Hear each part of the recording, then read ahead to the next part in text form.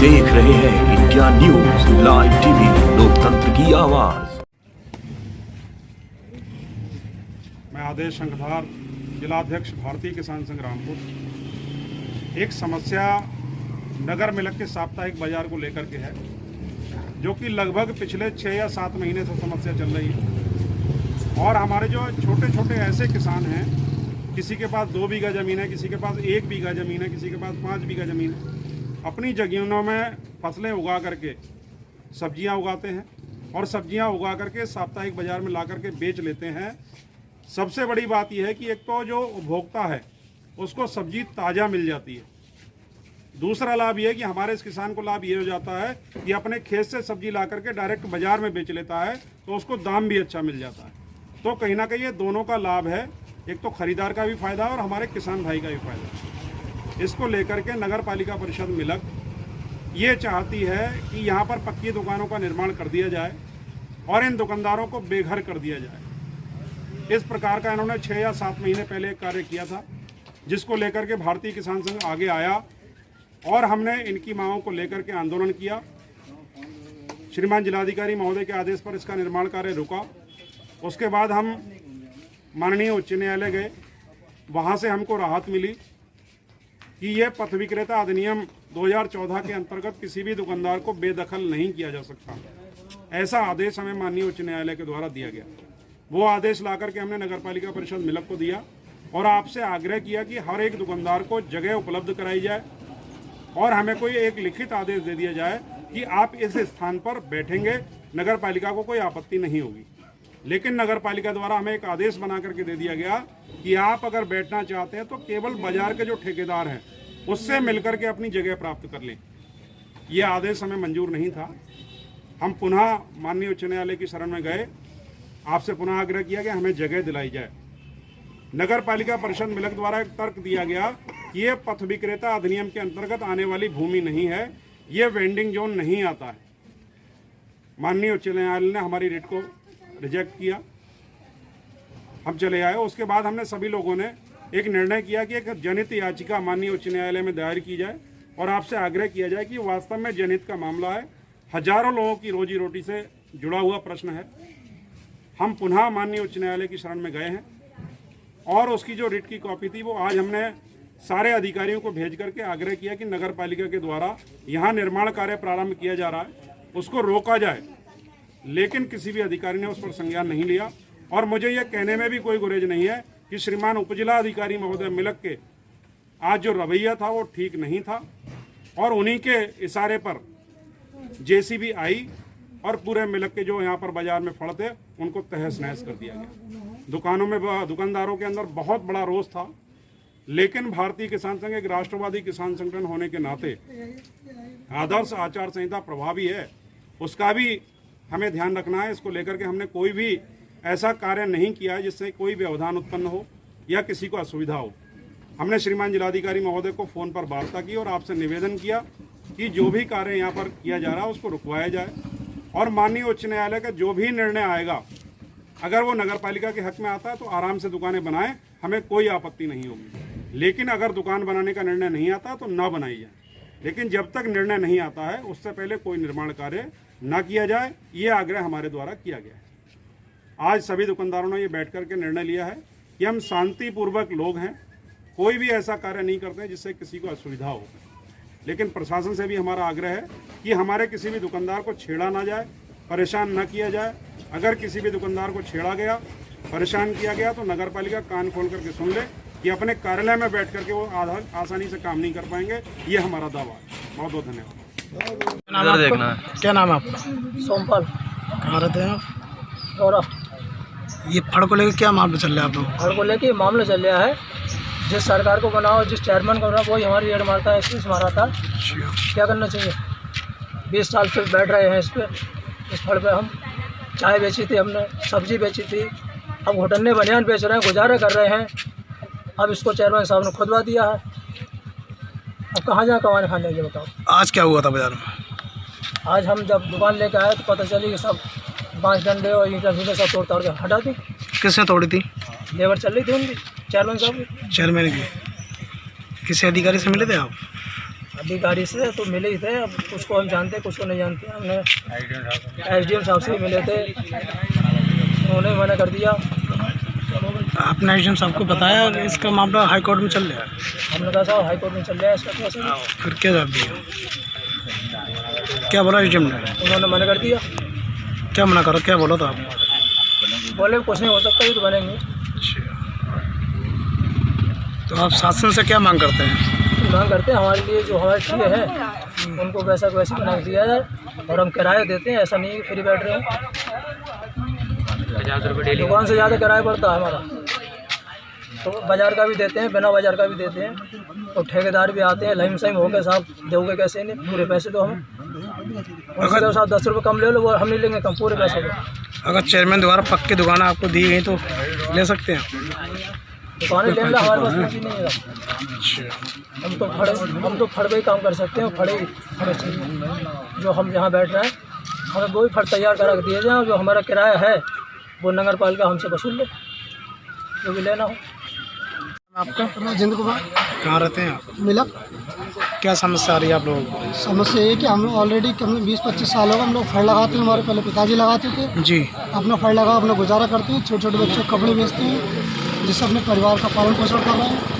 अब कुछ दिन हुए 2-4 महीने दीक्षा जी फड़ को क्या कहते हैं फड़वा कर पक्की दुकानें बनाने का निर्माण कराना चाह रही हैं, जो कि हम लोग इस चीज़ में सक्षम नहीं हैं। हम दुकान ले नहीं सकते, मिल नहीं सकते हम लोगों के लिए। अच्छा, आज क्या हुआ था? आज ये हो क्या यू साहब और SDM साहब उन्होंने JCB चलवा कर सारे फड़ हमारे तोड़वा दिए, उखड़वा दिए। फिर आपने इसकी शिकायत किसी आला अधिकारी से की? शिकायत किससे करें? SDM साहब से हमने बोला कि आचार संहिता के चलते हुए आप नए दुकानों का निर्माण कैसे करा सकते हैं? क्या जवाब दिया एसडीएम ने इस मामले में? और उन्होंने भूमि पूजन भी करा दिया दुकानों का। एसडीएम की मौजूदगी में हुआ? गलत। एसडीएम की मौजूदगी में हुआ पूजन? उन्होंने ये जवाब दिया कोर्ट का चल रहा है, आप पहले क्या करते हो हार चुके केस, अब दोबारा त्यौहार यदि आप हाई कोर्ट या सुप्रीम कोर्ट करते हैं उससे कुछ नहीं होगा, हम पहले मान करेंगे। कहाँ रहते हैं आप? क्या समस्या है आप लोगों को? समस्या ये है हम 20-25 साल से यहाँ पर बैठ रहे हैं जी। चेयरमैन साहब के आदेश से ये सारे फल तोड़वा दिए गए हैं। अब हम लोग कहाँ जाएँ, क्या कर रहे हैं? हमारे इसके अलावा कोई काम नहीं है, कोई ज़मीन नहीं है, कोई कुछ नहीं है। यहाँ फल पर बैठ गए छोटे छोटे फसलें बेच के अपने परिवार का पालन पोषण करते हैं। अब ये फल हमारे टूट गए हैं, कोई सहारा नहीं है, क्या करें, कहाँ जाएँ? अच्छा, इसका मामला जो फड़ को लेकर मामला आपका हाई कोर्ट में भी चल रहा है? ये हाई कोर्ट में चल रहा है, उसके होते हुए भी तो मतलब कोई रोक नहीं है। तो किसी जिम्मेदार अधिकारी से आप लोग नहीं मिले थे आज? जिम्मेदार लोगों से मिले थे, सुबह गए थे हम लोग, फिर उन्होंने मना कर दिया, बोले कुछ नहीं हो सकता। किससे मिले आप? SDM साहब से। एसडीएम से मिले थे? इस मामले में क्या कहना था एसडीएम का? SDM बोले साहब इसमें कुछ नहीं हो सकता, ये तो दुकानें बन के रहेंगी। तो आपने ये नहीं बताया कि मामला तो हाई कोर्ट में चल रहा सर? लेकिन साहब ने मालूम उन्होंने बता दिया गया था, फिर उन्होंने ये कहा बस ये दुकानें बन के रहेंगी, इसमें कुछ नहीं हो सकता, हम कुछ नहीं कर सकते। कहाँ रहती हैं आप? क्या दिक्कत है आप लोगों को? 10 साल हो गए बाजार में दुकान लगाते हैं, जो पल्लू छिल जा रहा हो तो कहाँ बैठेंगे? किस चीज़ की दुकान लगाती हैं आप? कपड़ा बेचते हैं, रेडीमेड लगा लेते हैं बच्चों के और पाए। कब से बेच रही हैं आप? 10 साल हो गए।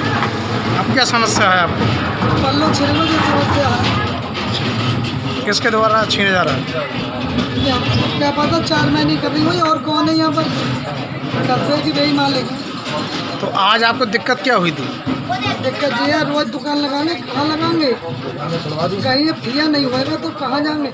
हम पर तो भी एक भी जगह भी ना है। मतलब आपका कहना है कि चेयरमैन द्वारा दुकान का कार्य तो हर आदमी परेशान, हम पर तो ना एक भी जगह है, वो जमीन है और हमारी तो लड़की है, तो हम पर तो कोई लड़का भी नहीं है, हमारे पति भी नहीं है।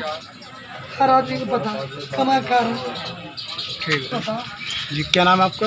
मधुबाला। कहाँ रहती हैं आप? मिलक के अंदर। बाजार को लेकर क्या, फड़ को लेकर क्या समस्या है? फल का लेके ये समस्या है कि रोज चूड़ी लगाते हैं, बिक गई तो खा लिया, नहीं बिकी तो कोई बात नहीं है। किराए पे मकान है, अच्छा, बेटियों के बेटी हैं और बेटियों घर कब तक पढ़ के खाएंगे, इसलिए हमारे फल जो हैं जितने सब हैं किसी का फल नहीं छीना है। और ये सब कुछ जो है ये दीक्षा करवा रही हैं, कह रही हैं कि हम तो हमारा 19-20 लाख रुपया जो उठाया है वो क्या नाम सरकार कह रही है ये तुम दुकानें फर तोड़वाओ बनवाओ और तुम अपने वसूली करो।